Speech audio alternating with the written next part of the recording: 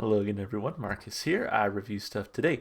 I'm reviewing the song Quiet by the Smashing Pumpkins. As usual, this song comes to you as a request from one of my viewers. So if you would like to get your song reviewed, just do what they did. Leave it in the comments, and I'll be sure to add it to my list. So at this point, I've heard a good number of songs from the Smashing Pumpkins. I was a moderate fan of them before starting the channel. I say moderate because I really only knew like their singles. They had they got a good amount of play like on rock radio, and so I knew songs like 1979, Muzzle, Tonight Tonight, Bullet with Butterfly Wings. Again those singles that were played on rock radio. But since starting my channel, I feel like I've heard a lot more of them, and I have actually like my appreciation for this band has grown almost exponentially. Like I've really enjoyed what I've heard from them so far. So with all that said, let's jump right into this thing. It's Smashing Pumpkins Quiet. Here we go. There's a fly flying around here. I hate that for myself. All right, here we go. Play.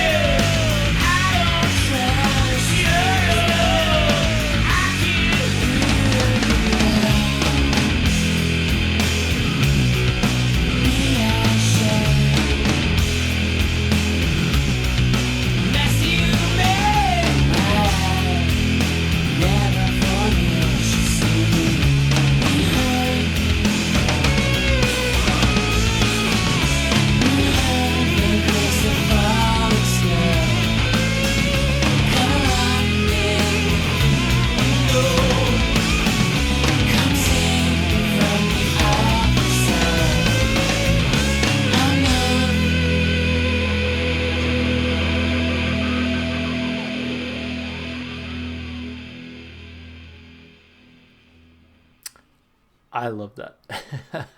That's like such a great and interesting thing about the Smashing Pumpkins is that they can do like sort of quiet, they can do ethereal, they can do songs that are very, I think, like heartfelt and touching and just beautiful.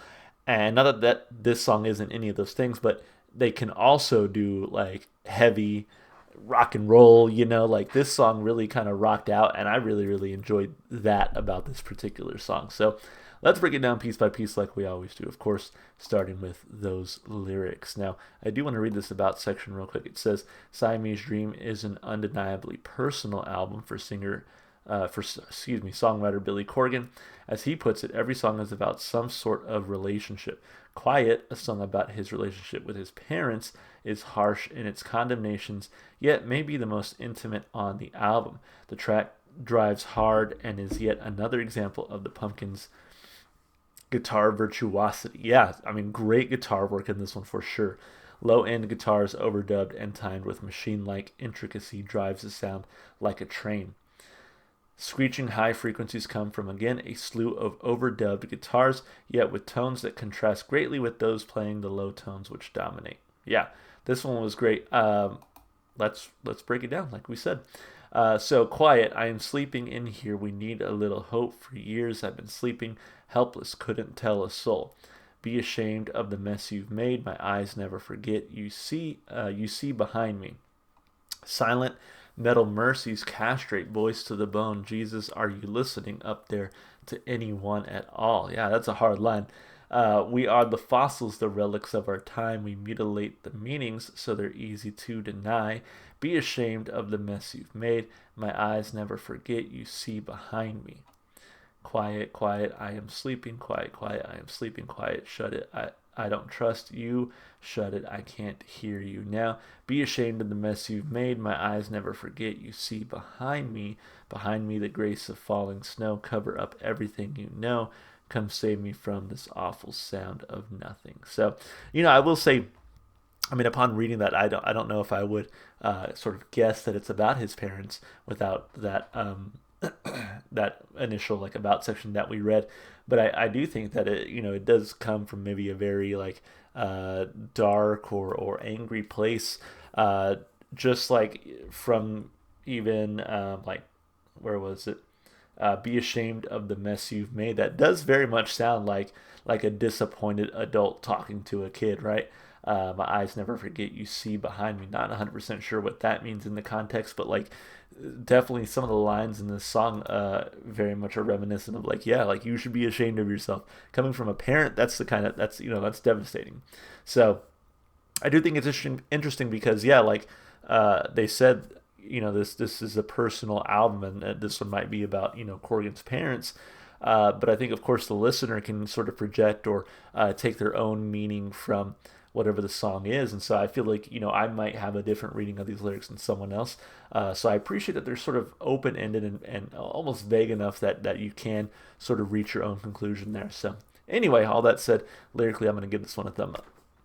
As far as instrumentation and vocals go, I'll start with Billy Corgan's vocals because I do feel like, his vocal style can be sort of an acquired taste, and it's an acquired taste that I really enjoy. So I think he does a great job here, and again, it speaks to his talent that he can do songs like 33, for example, that are very soft and almost quiet. Whereas he can also do songs like Quiet that are a little bit more fast-paced or harder, more hard rock stylings. And so kudos to him for being able to adapt vocally to that. Instrumentally, there was a lot to really enjoy here. I think the guitar riffs throughout were fantastic. That guitar solo was sick, and just when I thought it was going to end, they kept going, and I really appreciated that about the solo. And then the drum work also stood out to me. I thought the drumming throughout was fantastic, and some nice little fills to kind of keep the energy up from the start to the finish of the song here. So yeah, really great one here. I'm giving it 2 big thumbs up for instrumentation and vocals. As far as replay value goes, I mean, I think this one easily makes the playlist. So I'm gonna give it 2 thumbs up there. Just a great song from start to finish. Great vocals, great instrumentation. And yeah, just a fantastic song. So thank you so much for whoever requested this one. As always, if you would like to get your song reviewed, just do what they did. leave it in the comments. It'll go on the list. And hey, if you enjoyed the video, consider liking and subscribing and commenting, all the stuff that you normally do on YouTube. All that stuff helps me out, keeps me relevant, that kind of thing. And then last but not least, if you'd like to see more from me, consider following me on Twitch, TikTok, or Instagram. All that's in the description, so go there to find that. So yeah, guys, hey, that's going to be it for the video. I hope you enjoyed it, and hope to see you in the next one. Bye for now.